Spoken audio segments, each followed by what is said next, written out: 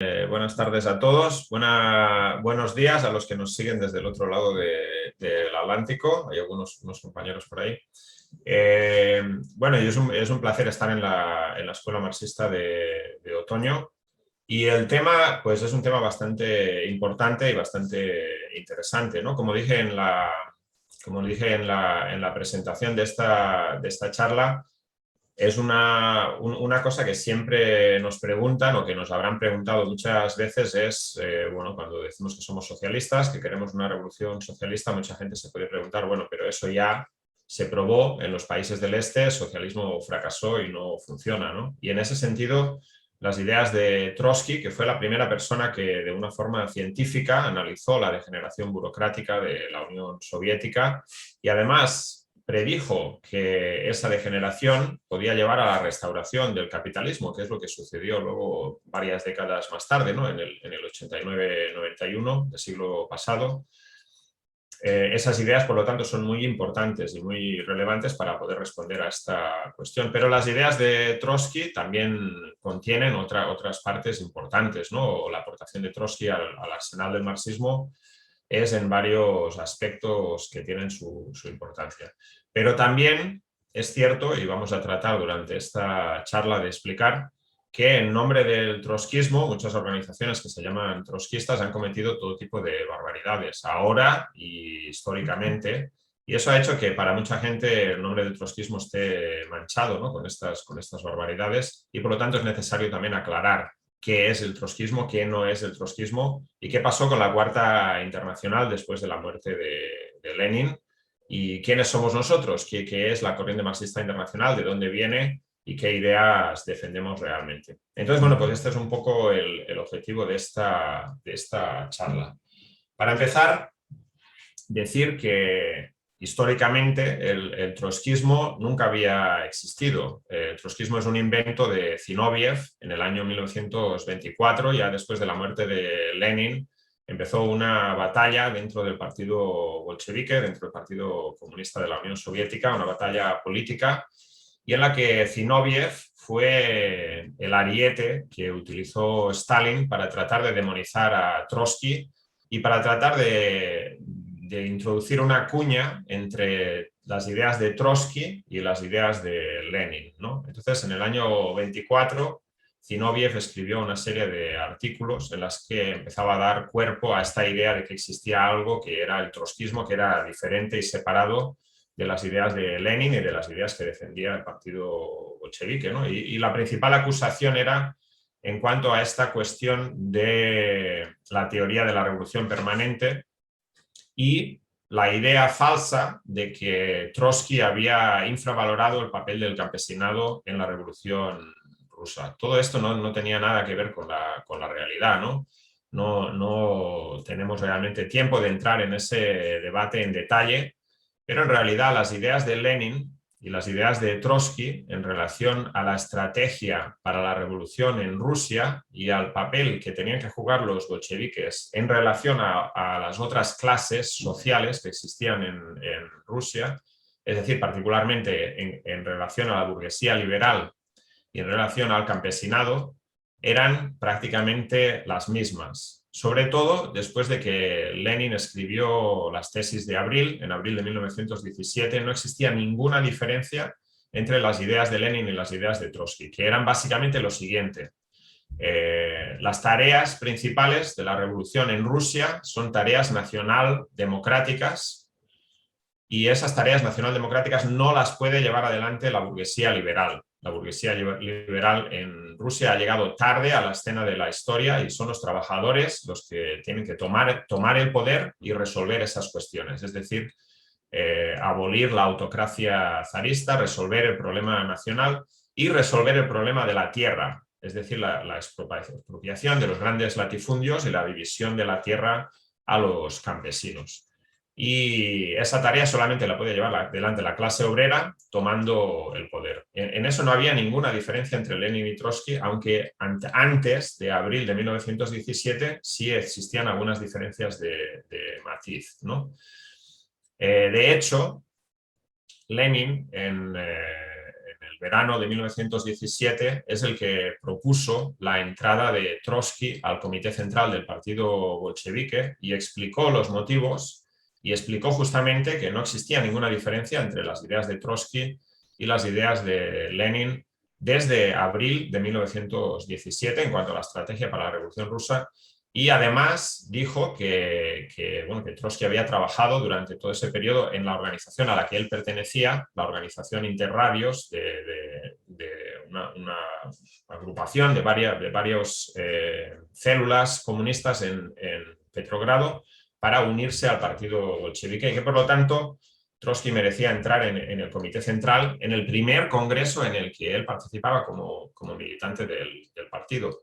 Y luego, por ejemplo, hay muchos ejemplos así, ¿no? Pero, por ejemplo, en noviembre de 1917, cuando ya los bolcheviques habían tomado el poder, Kamenev y Zinoviev estaban proponiendo que el gobierno fuera un gobierno de coalición con otros partidos socialistas, socialrevolucionarios de izquierda, mencheviques internacionalistas y otros.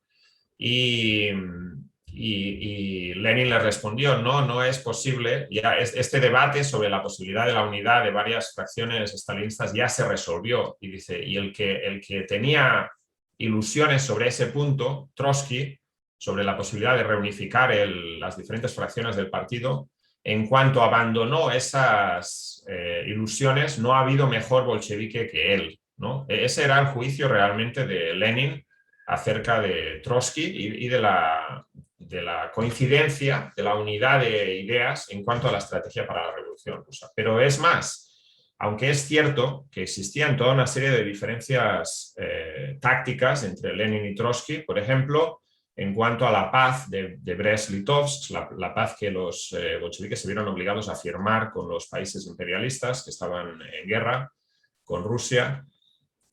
Por ejemplo, en cuanto a la cuestión de los sindicatos y toda una serie de otras cuestiones, eso era totalmente normal, ese era el ambiente normal dentro del partido bolchevique, donde había libertad de discusión y donde las discusiones de ideas se dirimían de forma democrática y a la luz del día, ¿no? Por ejemplo, durante el Tratado de Brest-Litovsk había una fracción dentro del partido que es la fracción de los comunistas de izquierda, dirigida por Bukharin y Radek, y ellos publicaban un periódico diario. Ellos tenían una idea que era totalmente loca, en mi opinión, ¿no? De que había que lanzar una guerra revolucionaria contra Alemania, algo que era totalmente no factible, pero sus ideas se debatieron dentro del partido, dentro de los soviets, y había totalmente libertad de discusión. Fue posteriormente, cuando el régimen stalinista se consolidó dentro del partido y de los soviets, cuando cualquier diferencia de opinión era dirimida sobre la base de las expulsiones y más tarde la eliminación física de los oponentes. Pero ese nunca fue el partido de Lenin, ¿no? Entonces, por lo tanto, esa idea que trató de inventar Zinoviev en 1924 de que existía algo diferenciado, que era el trotskismo, que era diferente del leninismo, no tiene ninguna base en la realidad, ¿no? Lenin y Trotsky dirigieron la Revolución Rusa. Lenin era el presidente del Soviet de Petrogrado, Soviet de Obreros, Soldados y Campesinos, el organismo revolucionario más importante de todo el país, y fue el que creó el Comité Militar Revolucionario del Soviet de Petrogrado, que es el organismo que tomó el poder el día 7 de noviembre, es decir, un día como mañana, de hace más de 100 años, ¿no? En 1917. Sin embargo, después de la muerte de Lenin, sí se abre una lucha política muy fuerte dentro del partido, y ahí sí vemos el surgimiento de tendencias claramente diferenciadas. Y de ahí se puede decir que de ahí surge de una forma u otra, aunque de manera negativa, el trotskismo, ¿no? Mientras que Zinoviev y Stalin acusaban a Trotsky de trotskismo, los partidarios de las ideas de Trotsky se llamaban a sí mismos bolcheviques leninistas, es decir, ellos se consideraban y eran en realidad continuadores de la lucha de Lenin. Lenin, antes de morir, en el último año de su enfermedad, que terminó en su muerte, lanzó una lucha, de hecho, contra la burocracia, algo que no es muy conocido y que la burocracia stalinista trató de ocultar durante mucho tiempo, pero era una lucha que tenía varios aspectos, ¿no? La lucha contra el chauvinismo gran ruso que exhibía Stalin y otros dirigentes hacia las nacionalidades oprimidas, la lucha contra la burocracia y los métodos burocráticos dentro del partido, la lucha por defender el monopolio del comercio exterior ante las concesiones que se habían hecho durante la NEP. Es decir, que esa lucha ya había empezado, la lucha contra la degeneración estalinista y burocrática de la Unión Soviética ya había comenzado antes de la muerte de Lenin, y Trotsky es el continuador de esa lucha y le da un carácter científico. Y advirtió, por ejemplo, en La Revolución Traicionada, un libro que recomiendo a todos los compañeros leer, que Trotsky escribió en 1936, hace un análisis científico de por qué degeneró de manera burocrática la Unión Soviética, y el factor principal es el aislamiento de la revolución en un país atrasado, con condiciones económicas muy atrasadas, con un gran predominio del campesinado sobre los trabajadores industriales y en condiciones de atraso cultural y económico muy fuerte, ¿no? Además de todos los años de la guerra civil, etcétera, etcétera.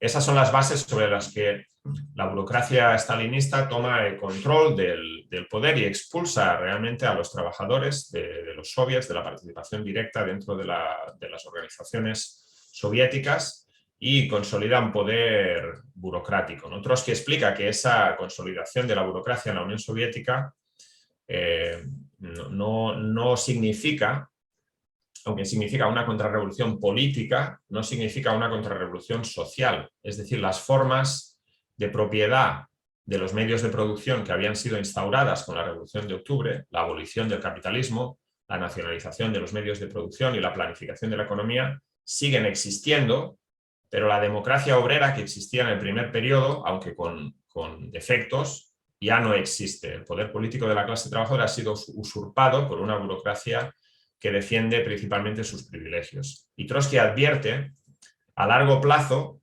esta lucha solamente se puede resolver de dos maneras, ¿no? Es una encrucijada.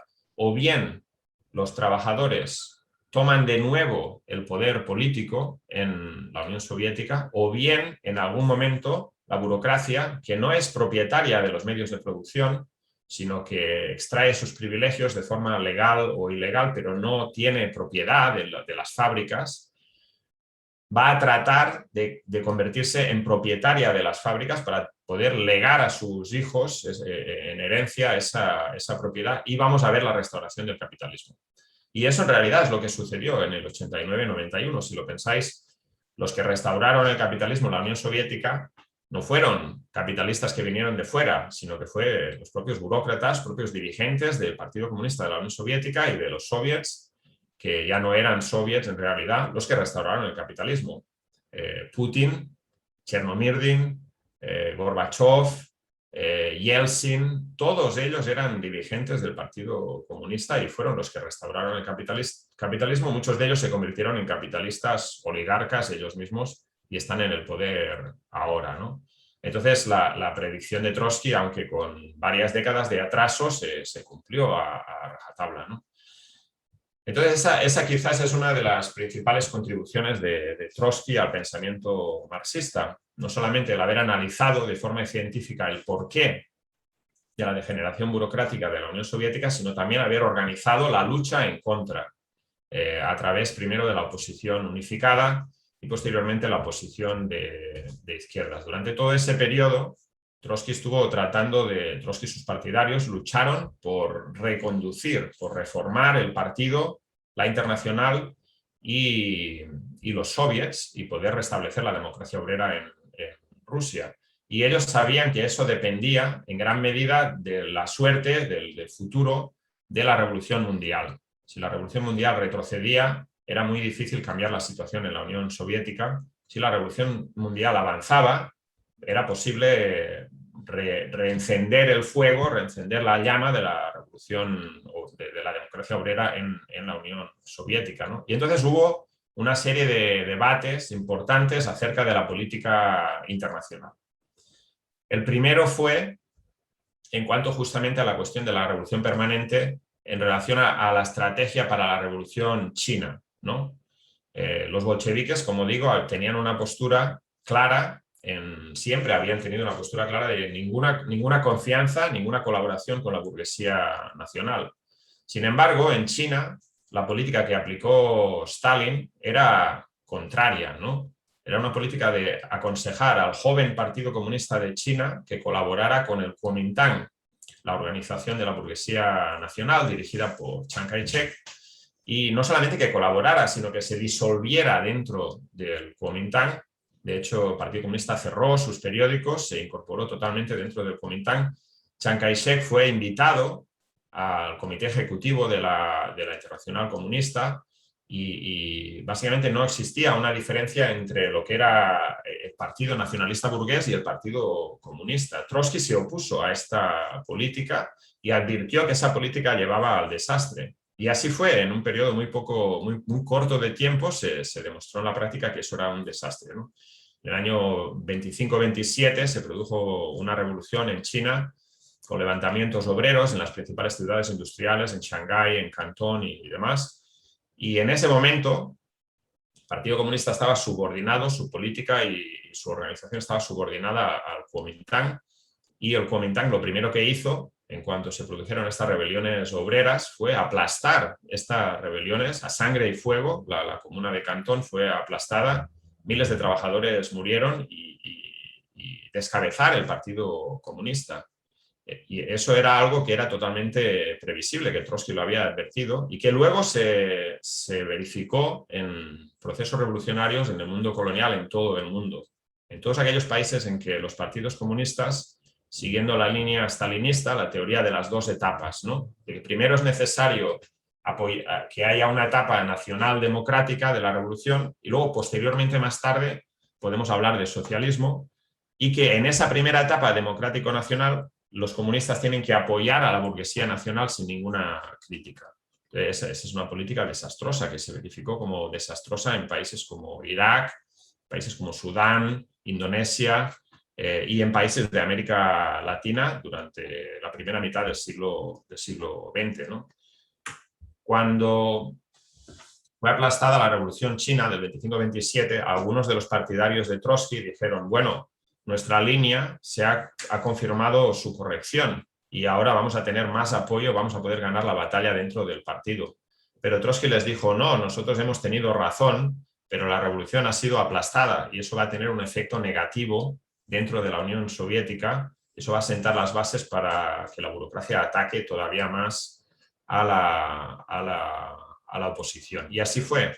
En el año 27, Trotsky es expulsado del partido, es expulsado de la Internacional y es mandado al exilio, y un año después al exilio interior en Almatá, y un año después es expulsado del país. Miles de oposicionistas son expulsados del partido después del Congreso de 1927.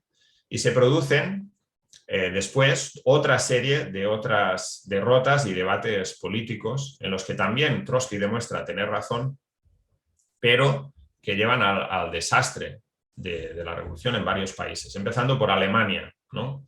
Durante todo el periodo de 1928 hasta 1934, la burocracia stalinista da un giro, después de haberse quemado las manos, por así decirlo, con una política derechista de apoyo a la burguesía nacional en países como China, gira al lado opuesto y empieza una política totalmente loca que se llama de tercer periodo, en el que empiezan a decir que todos los demás partidos, que no son el Partido Comunista, son fascistas, ¿no? Es decir, los socialdemócratas, que en el caso de Alemania, por ejemplo, tenían el apoyo de millones de obreros todavía, son socialfascistas, los liberales son liberal-fascistas, y que básicamente no hay ninguna diferencia, solamente de matiz, pero no hay ninguna diferencia sustancial entre el fascismo y la socialdemocracia, y que por lo tanto todos son enemigos y que en algunos casos la socialdemocracia es el principal enemigo, ¿no? Eso rompe la unidad de los trabajadores tan necesaria que por la que Trotsky había abogado, ¿no? El Frente Único para combatir al fascismo, que ya había llegado al poder en Italia y estaba a punto de llegar al poder en Alemania. Trotsky aboga por el Frente Único, no que los comunistas abandonen sus ideas y adopten ideas socialdemócratas, sino que hagan un llamado a los obreros socialdemócratas a, sin abandonar cada uno sus ideas, luchar conjuntamente contra el peligro del fascismo, porque el fascismo llega al poder y destruye las organizaciones de la clase trabajadora. Mientras tanto, los estalinistas planteaban que no, que eso era una traición y que los socialdemócratas eran socialfascistas, y en algunos casos llegan a colaborar con los nazis para romper mítines de los sindicatos y organizaciones socialdemócratas, con el resultado de que el proletariado alemán, el proletariado más fuerte de Europa, es derrotado en 1933, llega Hitler al poder sin romper prácticamente un cristal, ¿no? Y es una derrota muy importante para la clase trabajadora alemana y mundial, que se produce además de una forma sin luchar, ¿no? La peor tipo de derrota que puede haber. En ese momento, Trotsky llega a la conclusión de que una internacional y un partido que ante una derrota tan espantosa como la llegada de Hitler al poder no es capaz de hacer una autocrítica y de rectificar los errores, es un partido que está muerto, ¿no? Una organización que está muerta, que no tiene ya vida y que ya no tiene sentido tratar de reformar esa organización o luchar dentro de ella, y empieza la preparación para la construcción de otra internacional, ¿no? Una internacional basada firmemente en las ideas del marxismo revolucionario, que posteriormente sería la Cuarta Internacional.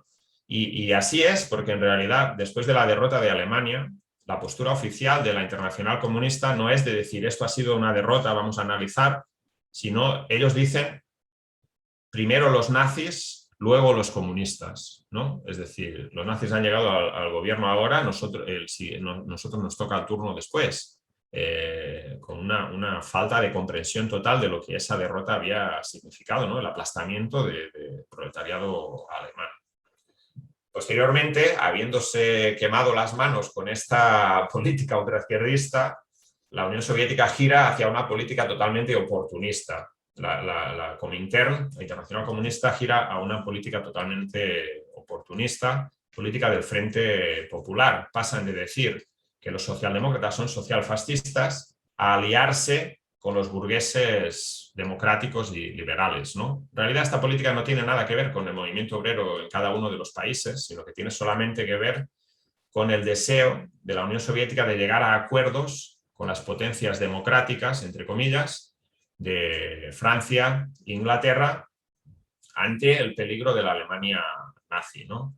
Y por lo tanto, en la Guerra Civil Española, sobre todo, esta política del Frente Popular es una política totalmente desastrosa, porque la política del Partido Comunista es que en España no hay que hacer una revolución social, que de hecho ya estaba en marcha, ¿no?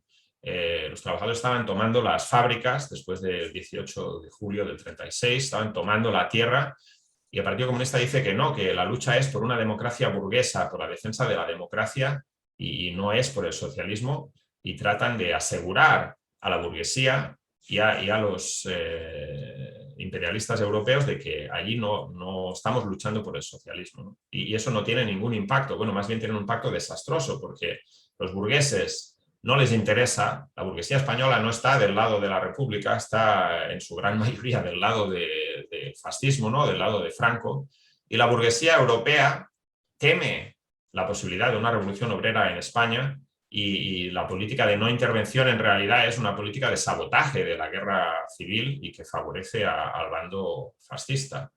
Y la Unión Soviética se pliega totalmente a esta política, lleva a la derrota de la Revolución Española, ¿no? Al mismo tiempo, todo esto se combina con métodos burocráticos dentro de la Internacional para eliminar a los trotskistas y a cualquiera que fuera opositor, ¿no? De hecho, esta purga dentro del partido se intensifica después del año 34 y sobre todo en el año 36-37 con la Revolución Española.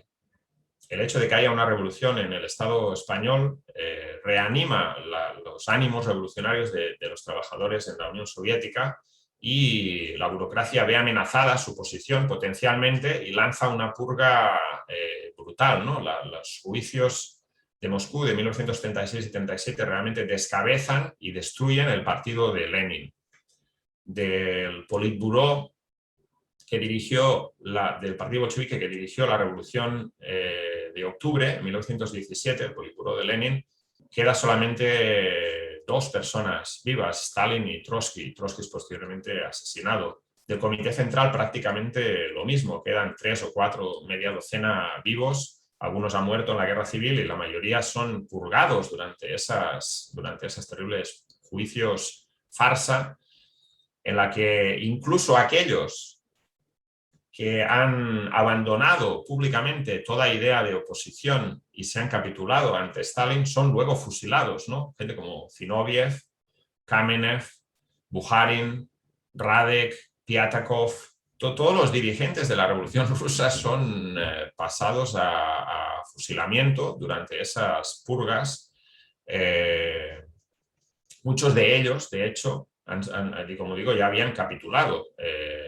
Unos porque pensaban que era lo mejor para defender la Unión Soviética, otros bajo tortura. ¿Y quién es el fiscal que dirige esas purgas? Es Vyshinsky. ¿Y Vyshinsky quién es? Vyshinsky era uno que durante la revolución era menchevique. Es decir, Stalin se apoya en los elementos que estuvieron en contra de la revolución para eliminar a todos los dirigentes de la revolución. La purga se extiende a las direcciones de los partidos comunistas de muchos países, por ejemplo, el Partido Comunista Polaco, estaba casi todos en el exilio en Rusia, Partido Comunista Alemán, pero también hay purgas en todos los países. A medida que se dan estos zigzags de política derechista, política ultraizquierdista, las direcciones de los partidos comunistas, en el Partido Comunista Español también, son reemplazadas una por otra sin ninguna explicación, sin ninguna discusión política, y eso impide el desarrollo de auténticos partidos comunistas en ningún país, ¿no? La Internacional Comunista se convierte en una sucursal de los intereses de la burocracia stalinista en la URSS, ¿no? Finalmente, la purga alcanza también al Ejército Rojo, destruyendo básicamente la plana mayor del Ejército Rojo, tanto de la Armada como de la Marina como de la aviación, en vísperas de la Segunda Guerra Mundial, algo totalmente criminal. Y es en estas condiciones en las que se forma, como digo, primero la posición de izquierdas, después la Liga Comunista Internacional. Finalmente, en 1938, se proclama la Cuarta Internacional, dirigida por Trotsky, y el documento fundacional yo creo que es muy bueno, ¿no? Muy recomendable, todavía válido en todos sus aspectos. Se llama el Programa de Transición. Recomiendo a todos los compañeros que lo puedan leer y estudiar, porque es un manual de cómo vincular, cómo establecer un puente entre la conciencia de la mayoría de los trabajadores y las necesidades objetivas de la crisis del capitalismo. La necesidad objetiva es una revolución socialista. Y cómo explicamos, con qué consignas podemos ayudar a los trabajadores a comprender esa necesidad partiendo de su experiencia inmediata, ¿no? Eso es el programa de la Cuarta Internacional. Sin embargo, también hay que decir que la Cuarta Internacional ya nace, a diferencia de otras internacionales anteriores, Segunda Internacional, la Tercera Internacional, nace con algunas, digamos, algunas fallas de origen, ¿no? No es una internacional de masas, es una internacional que se ha visto perseguida, purgada y expulsada y físicamente eliminada de los partidos comunistas de todo el mundo, y ha quedado reducida a grupos pequeños en todos los países. ¿Por qué entonces Trotsky plantea la formación de una internacional? No porque tuviera las fuerzas necesarias para hacerlo, sino por la premura de la situación política a nivel internacional, ¿no? Él podía ver claramente que se acercaba a la Segunda Guerra Mundial y a un proceso de radicalización en las organizaciones, por ejemplo, las juventudes socialistas en varios países, y veía la necesidad de establecer las bases para una organización que pudiera aprovecharse de ese momento, que había una urgencia por establecer un punto de referencia, ¿no? Pero al poco tiempo de la creación de la Cuarta Internacional, Stalin asesina a Trotsky en su exilio en México, y empieza la Segunda Guerra Mundial en 1939, que crea una situación totalmente, a la salida de la Segunda Guerra Mundial, se crea una situación totalmente diferente de la que Trotsky había previsto en 1938, ¿no? Gran parte de sus predicciones se cumplen. Dice: la Segunda Guerra Mundial llevará, igual que la primera, a una oleada revolucionaria en todo el mundo. Y eso se produce totalmente en Italia, en Francia, en Grecia, en Yugoslavia, en los países del este. También en Gran Bretaña y en Estados Unidos hay un fermento revolucionario entre los soldados que vuelven de la guerra, supuestamente una guerra contra el fascismo, y exigen vivienda, trabajo, etcétera. Pero una cosa que no había previsto Trotsky, que era muy difícil de haber previsto, es que el desarrollo de la Segunda Guerra Mundial en realidad fortalece al estalinismo y posteriormente fortalece también a la socialdemocracia. Y entonces las fuerzas del trotskismo quedan aisladas durante todo un periodo histórico. Pero eso no es en sí no hubiera sido en sí un problema decisivo. Marx y Engels, después de la Revolución de 1948, también quedan aislados durante todo un periodo histórico de 20 o 30 años hasta la siguiente oleada revolucionaria. Pero sin embargo ellos mantienen las ideas, se dedican a desarrollar la teoría y a formar los cuadros. Sin embargo, y esa es una situación lamentable que tenemos que explicar, los dirigentes de la Cuarta Internacional son incapaces de analizar la nueva situación y cometen todo tipo de errores, ¿no? No solamente eso, sino que después de que han cometido esos errores, son incapaces de reconocer esos errores y rectificarlos. Y empiezan a utilizar medidas burocráticas para tratar con todos aquellos que tienen diferencias políticas. Y eso es la muerte de ninguna organización. Ninguna organización obrera, ninguna organización revolucionaria puede funcionar sobre la base de la burocracia. La burocracia puede mantenerse en el poder en una organización durante un periodo de tiempo, pero nunca va a crear una organización genuina, sana, de cuadros que pueda desarrollarse, ¿no? Y además eso le impedirá poder tener una discusión fructífera que le oriente políticamente. Para daros algunas ideas, ¿no? Trotsky en 1938 dice que el capitalismo ya no es capaz de desarrollar las fuerzas productivas y que las condiciones para la revolución socialista no es que estén maduras, sino que están ya pudriéndose. Los dirigentes de la Cuarta Internacional, después de la Segunda Guerra Mundial, cuando empieza un auge económico muy importante, que tiene unas bases, ¿no?, que hemos discutido en parte esta mañana en la discusión de keynesianismo, ellos se niegan a reconocer eso. Como Trotsky ha dicho en el año 38 que las fuerzas productivas ya no se pueden desarrollar más, por lo tanto, aunque haya crecimiento económico, las fuerzas productivas no se están niegan la realidad aferrándose a algo que Trotsky había dicho en condiciones diferentes, ¿no? En el año 47, por ejemplo, uno de los dirigentes de la Cuarta Internacional en un debate en Gran Bretaña dice, bueno, pues es que en realidad todavía falta un año para que se cumplan las previsiones de Trotsky. Trotsky había dicho en el 38, en 10 años no quedará piedra sobre piedra de las viejas organizaciones estalinistas de socialdemócratas. Y entonces los otros decían, no, pues es que falta un año todavía, ¿no? Cuando en realidad esas organizaciones se habían fortalecido después de la Segunda Guerra Mundial. Una incapacidad para ver la realidad que estaba delante de sus ojos. Y luego, o sea, por ejemplo, algunos llegaron a decir en el año 48, 49 que en realidad la Segunda Guerra Mundial no había terminado todavía, ¿no? Y que la perspectiva era una perspectiva de recesión económica inmediata y de guerra mundial, y que había que prepararse para eso, cuando en realidad la perspectiva ya desde el año 46 por lo menos era totalmente diferente, ¿no? Se estaba empezando a producir una recuperación económica. Dentro de la Cuarta Internacional son muy pocos los que empiezan a criticar estas ideas y empiezan a tratar de entender la situación tal y como es, ¿no? Entre ellos está Felix Morrow, que algunos conoceréis porque escribió un libro sobre la Revolución Española, bastante bueno, muy recomendable. Es un dirigente del Partido Socialista de los Trabajadores en Estados Unidos, y él tiene algunas críticas acerca de esta cuestión de las perspectivas económicas, por ejemplo, en la Conferencia Europea del 46, etc. Pero el núcleo central de la oposición a esta deriva es la sección británica de la Cuarta Internacional, dirigida en esos momentos por Ted Grant y Jock Huston y algunos otros, ¿no?, que han construido una posición bastante fuerte durante la Segunda Guerra Mundial.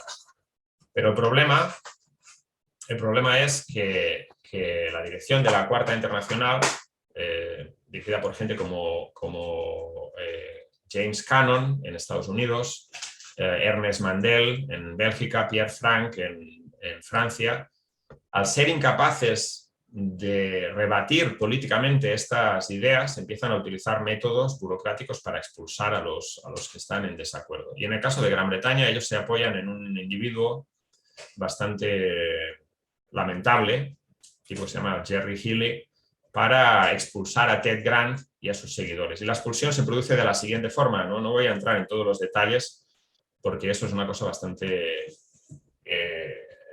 que tiene poco interés realmente todas estas maniobras, pero para que os hagáis una idea, ¿no? A finales de los años 40 se produce una discusión acerca del carácter de Europa del Este. Es decir, porque es un fenómeno nuevo, ¿no? El Ejército Rojo ha entrado en estos países con apoyo local y en un primer momento ha formado gobiernos de coalición con partidos burgueses que realmente no tienen una base, que no existen. Entonces hay un debate, ¿no? ¿Qué es lo que está pasando en Europa del Este? ¿Allí se ha abolido el capitalismo o no? Entonces algunos compañeros plantean que lo que hay allí es capitalismo de Estado, particularmente un inglés, bueno, un trotskista palestino que vive en Gran Bretaña, que se llama Tony Cliff, y él dice que lo que hay allí es capitalismo de Estado. Entonces Ted Grant escribe un documento que se puede leer, ¿no? Que se llama contra la teoría del capitalismo de Estado, diciendo que no, que lo que hay allí es una extensión del régimen que existe en la Unión Soviética. Es decir, no existe el capitalismo, pero la burocracia controla el poder político. Bueno, hay un debate político, ¿no? Normal, pero este Jerry Healey decide expulsar a Tony Cliff por tener esa diferencia. Y posteriormente decide expulsar a todos los que votan en contra de la expulsión. Entonces Ted Grant, que está en contra de las teorías de Tony Cliff, vota en contra de la expulsión de Cliff porque piensa que las discusiones políticas no se resuelven con expulsiones, y entonces le expulsan a él también, ¿no? A él y a todos sus partidarios. Entonces esos son los métodos de la dirección de la Cuarta, ¿no? Y se producen este tipo de métodos también en la sección francesa, en todas partes. Y eso lleva... Sobre todo Ted dice, no es tanto un problema que la dirección haya cometido una serie de errores políticos, sino que se niega a reconocerlos, y no solamente se niega a reconocerlos, sino que se crea un régimen interno en el que es imposible discutir nada, ¿no? La dirección de la Cuarta Internacional básicamente viene a decir que Mao en 1949 es un trotskista inconsciente, que Tito es un trotskista inconsciente, y empiezan a abandonar cualquier idea de basarse en la clase trabajadora, ¿no?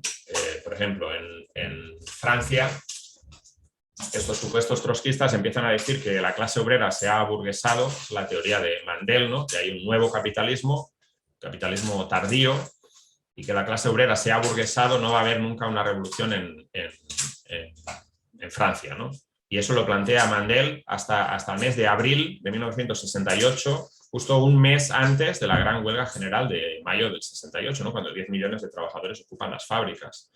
Y ellos están planteando otra cosa totalmente diferente. Están planteando que la vía es el guerrillerismo en el tercer mundo, cuando ya la experiencia de Che Guevara había fracasado en Bolivia en 1967, que la vía en los países capitalistas avanzados es los estudiantes, son la vanguardia de la revolución, no los obreros, porque los obreros están aburguesados y americanizados.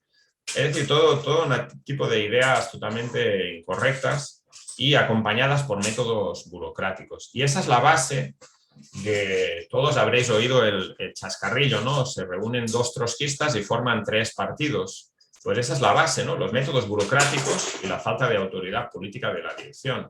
Cuando tú no eres capaz de discutir y de debatir las ideas, la autoridad política de la dirección desaparece. La dirección empieza a utilizar métodos organizativos, y eso es la base de todas estas innumerables escisiones, cada una más loca que la otra, en la que se ha descendido, degenerado lo que se ha venido a llamar el movimiento trotskista, ¿no? Pero ya desde los años 60, 50, 60, Ted Grant y lo que queda de los dirigentes de la sección británica deciden darle la espalda a todo esto, ¿no? Ya después de que son expulsados por tercera vez de la Internacional por plantear críticas, deciden darle la espalda y construir una organización que esté basada firmemente en la clase trabajadora. Las barbaridades de esta gente no cesan en los años 60, ¿no? Continúan después. Bueno, hay grupos trotskistas que han apoyado, por ejemplo, el bombardeo de Libia hace 10 años aproximadamente, grupos trotskistas en Francia que apoyaron, por ejemplo, plantearon votar por Chirac y por Macron posteriormente para tratar de detener a Le Pen. Políticas totalmente locas, ¿no? De adaptación realmente a las ideas generales de la opinión pública burguesa y pequeño burguesa, ¿no? Mientras que de ahí surge, de este grupo, ¿no? De la dirección de la sección británica, que decide darle la espalda a todos estos grupos sectarios y autoproclamados y construir entre la clase trabajadora. Y de ahí surge la corriente marxista internacional que nosotros representamos, ¿no? Somos la continuidad de esa tradición, y que llega a su auge, esa tradición llega a su auge más importante en el desarrollo de la tendencia militant en los años 70 y 80 en Gran Bretaña. Yo voy a ir terminando ya, ¿no? Pero hace unos días ha salido un documento en una revista académica que, basándose en informes de los servicios secretos británicos, plantea que los servicios secretos británicos consideraban en los años 70 y 80 a militant, la tendencia militant en Gran Bretaña, como un peligro subversivo para el Estado. Y en esos documentos es muy interesante porque dice: todos los demás grupos trotskistas están escindidos, peleados entre ellos, pero este grupo es el grupo que realmente es un peligro.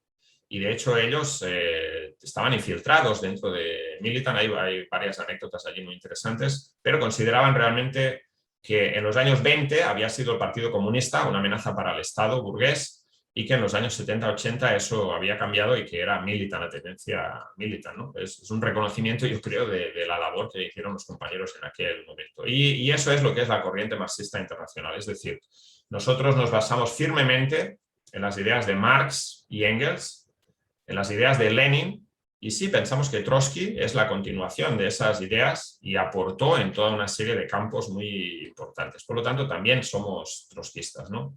Pero para nosotros el trotskismo no tiene nada que ver con todas estas sectas pequeño burguesas y oportunistas que han tenido todo tipo de barbaridades políticas en todo el mundo. Nosotros nos basamos firmemente en la idea de que el capitalismo está en una época de crisis, no puede salir de este atolladero, que es necesaria una revolución socialista, no ya para acabar con este sistema, sino para salvar la existencia de la humanidad en la Tierra, ¿no? Como lo estamos viendo con el cambio climático y demás, que la clase obrera es la única clase que puede dirigir esa revolución, que son los trabajadores mismos que tienen que llevar adelante la tarea de su propia emancipación, y que es necesario, por lo tanto, construir un partido revolucionario que pueda dar a este movimiento una dirección. Y esta es la tarea que nosotros nos hemos dado. La corriente marxista internacional está presente en más de 35 países del mundo, desde Canadá hasta Chile, desde Suecia hasta Indonesia, desde Sudáfrica hasta Pakistán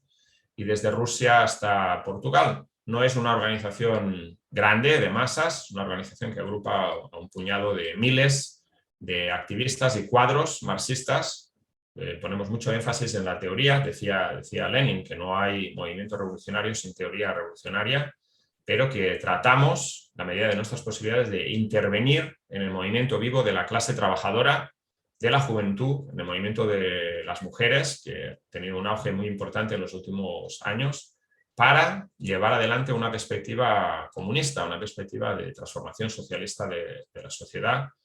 Y bueno, pues yo creo que más o menos esta era la tarea de esta charla, ¿no? Explicar qué es realmente el trotskismo, qué no es el trotskismo y de dónde surge la corriente marxista internacional. Y bueno, pues invitamos a los compañeros a hacer todo tipo de preguntas que puedan tener, dudas, y sobre esa base, los que no sean militantes de la CMI, de la corriente marxista internacional, pues que se unan con nosotros en esta lucha, que es totalmente necesaria y urgente.